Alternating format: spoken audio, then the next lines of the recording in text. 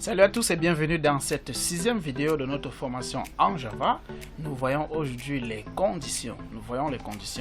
Et cela va nous permettre d'illustrer un peu ce que nous disions auparavant avec les opérateurs de comparaison qui retournaient des booléens, les opérateurs logiques aussi.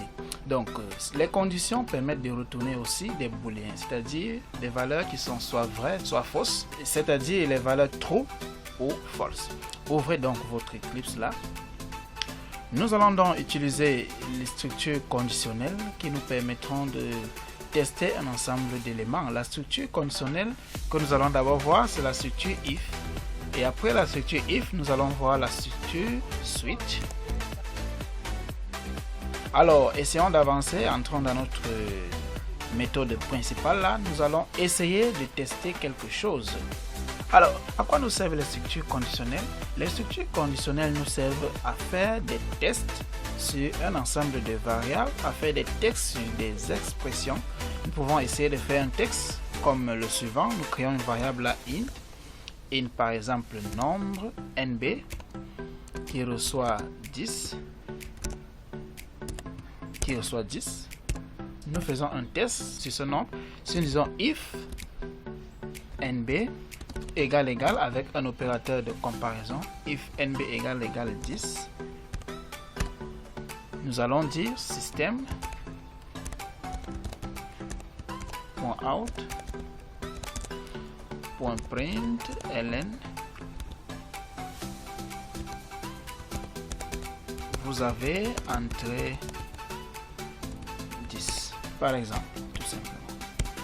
Alors, je voudrais vous faire remarquer que lorsqu'une structure conditionnelle est simple, lorsque nous aurons juste une instruction à l'intérieur de la structure conditionnelle, vous n'avez pas besoin de la limiter avec des accolades. Vous pouvez très bien venir ici, vous mettez une accolade au ventre et revenez ici à la fin et fermez cette accolade. C'est pas du tout faux, c'est la même chose. Vous pouvez utiliser comme ça, mais comprenez que si vous avez une seule instruction à exécuter, vous n'êtes pas obligé de mettre l'accolade. Alors si vous voulez éviter des erreurs, je vous conseille d'utiliser toujours des accolades dans toutes vos instructions. Donc nous allons laisser les accolades comme ça. Nous avons entré un nombre qui reçoit 10 et on fait un test sur le nombre. Si nombre égale 10, alors vous avez entré 10. Lancez le programme et vous verrez. Le programme dit vous avez entré 10.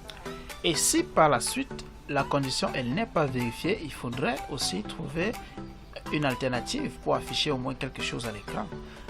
Nous allons donc utiliser la deuxième partie de la structure conditionnelle if, c'est la structure else. On va faire un system.print.out simple else. Vous écrivez, vous n'avez pas entré 10, tout simplement. Vous lancez votre programme et vous voyez bien que vous avez entré 10. Revenez donc ici au niveau de votre variable, vous changez le 10, vous laissez 1 et vous lancez encore le programme.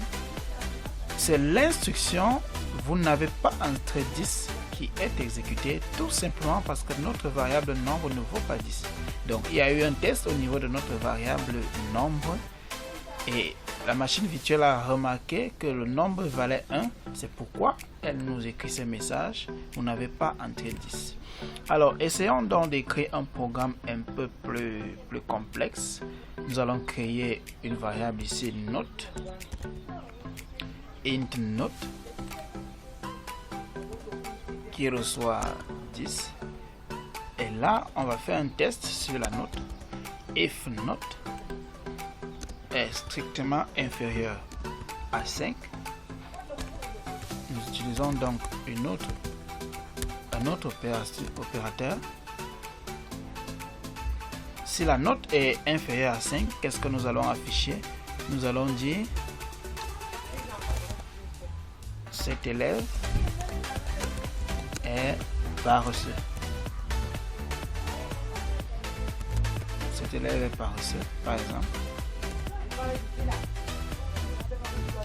Au lieu du else, nous mettons le else if note strictement supérieur à 5 et la note est strictement inférieur à 10, qu'est-ce que nous allons afficher? Alors là, nous écrivons encore un petit effort. Encore un petit effort. Nous testons encore un else if la note est supérieure ou égale à 10 et la note est strictement inférieure à 12. Qu'est-ce que nous allons écrire? Copions ceci.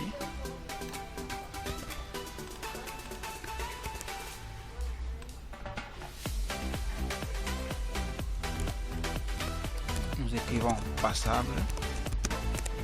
Il peut faire mieux. Et puis nous testons encore. Nous allons reprendre la même instruction pour ne plus essayer la même chose.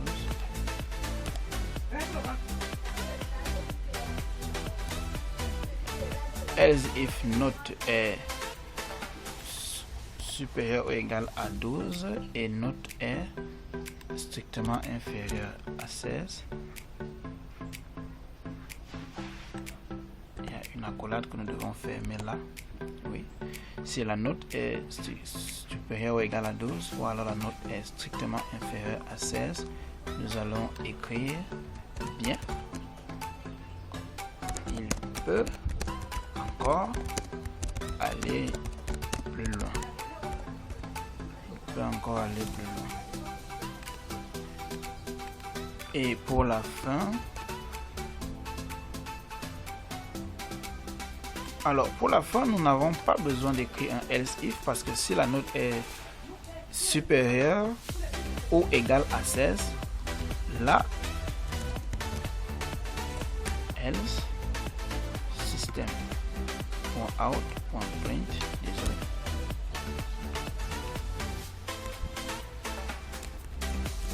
System.out.print.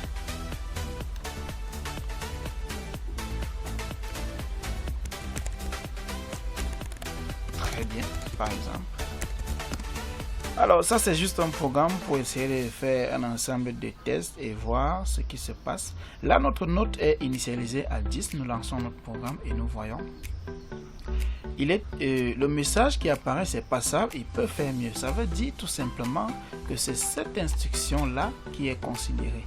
Pourquoi? Parce que la note est égale à 10. Pourquoi? Dans notre instruction nous avons dit si la note est supérieure ou égale à 10 et la note est strictement inférieure à 12, ça veut dire que la note est dans l'intervalle 10-12, on devra écrire passable peut faire mieux. Alors changeons un peu notre note là, mettons là 16 et nous lançons le programme.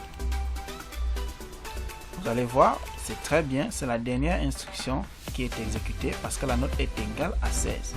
Nous avons dit ici que si la note est supérieure ou égale à 10 et la note est strictement inférieure à 16, c'est ceci qui sera affiché. Sinon, ça veut dire que la note doit être au-delà de 16 ou alors égale à 16 ou au-delà de 16. Alors c'est cette instruction qui sera exécutée. Donc c'est ainsi que nous utilisons les structures conditionnelles. Je vous ai déjà dit qu'une structure conditionnelle qui a une seule instruction n'a pas besoin des accolades comme ça. Mais prenez pour habitude de mettre les accolades pour éviter des erreurs de compilation au niveau de votre machine virtuelle. Alors pour encore élucider cela, nous allons écrire un tout petit programme qui essaye de tester si un nombre entier est négatif, nul ou positif. Nous allons instancier encore notre classe scanner. Scanner C qui reçoit new scanner system.in.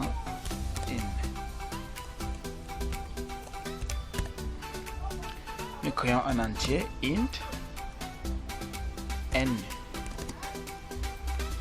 qui reçoit c.nextInt. c.nextInt.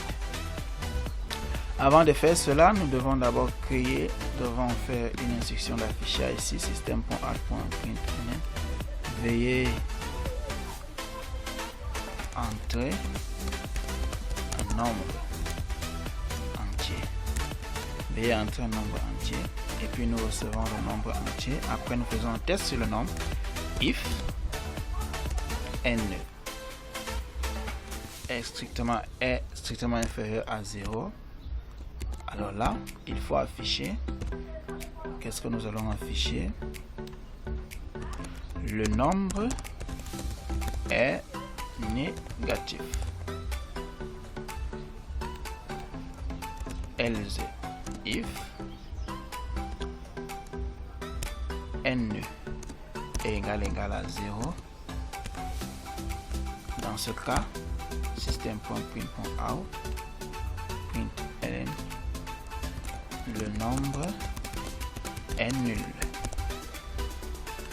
Alors, si le nombre n'est ni négatif ni nul, ça veut dire que ce nombre est positif. Nous mettons juste else.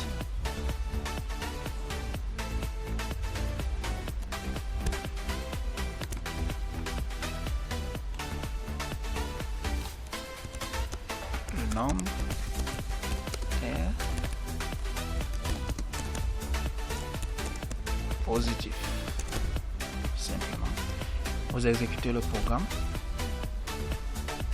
On nous demande un nombre entier. Nous entrons 1 et on nous dit le nombre est positif. Vous exécutez encore. On nous demande d'entrer un nombre. Vous mettez 0. Vous lancez. Et on vous dit le nombre est nul. Vous relancez. On vous demande un nombre. Vous mettez moins 6. Vous lancez. On vous dit le nombre est négatif. Alors, une autre structure conditionnelle que je vais vous montrer, c'est la structure switch. Avec la structure if else, nous sommes obligés de toujours écrire if, else, if is, alors que si nous utilisons la structure switch, nous pouvons juste faire un test. On appelle cette structure le branchement conditionnel. Nous pouvons brancher sur une variable et faire un ensemble de textes sur cette variable. Alors, nous allons donc effacer cette partie-là. Nous allons plutôt écrire ici switch. Switch, nous mettons la variable que nous voulons tester. Nous voulons tester sur n, switch n. Nous ouvrons donc les accolades. Alors là, nous devons utiliser les cases. Vous écrivez case, vous donnez la valeur, par exemple 0. Vous donnez son texte, ce que vous devez afficher. Vous mettez par exemple là, vous avez entrée 0. Et après chaque instruction, vous faites un break. Vous continuez, vous mettez case, par exemple, case 1. Vous dites, là, vous dites, vous avez entré.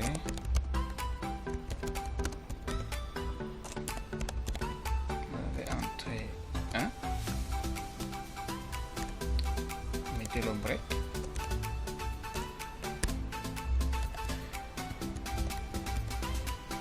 Case 3 par exemple.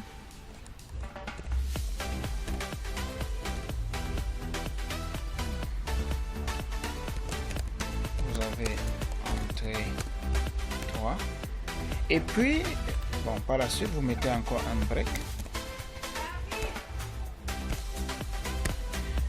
et puis vous devez mettre une valeur par défaut. Cela veut dire que si l'utilisateur n'a pas entré 0, ni 1, ni 0, ni 1, ni 3, alors il doit avoir un traitement. Vous mettez dans default.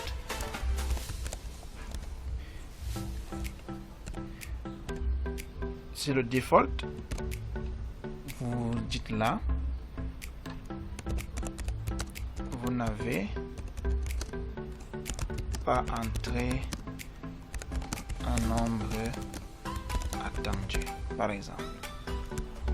Donc c'est ainsi que nous pouvons faire un branchement conditionnel sur une variable pour essayer de voir comment est-ce que la variable peut se comporter en fonction des entrées que l'utilisateur va saisir au niveau du clavier. Vous lancez le programme,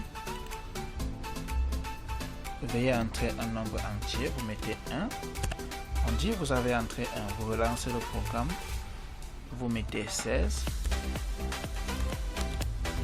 et on dit vous n'avez pas entré un nombre attendu. Tout Tout simplement parce que 15 que nous venons d'entrer là n'a pas été renseigné au niveau de nos cas là. Nous avons mis seulement le cas de 0, le cas de 1, le cas de 3. Donc ça c'est la valeur par défaut. Je crois que pour cette vidéo nous avons terminé. Je vous donne rendez-vous pour la vidéo suivante.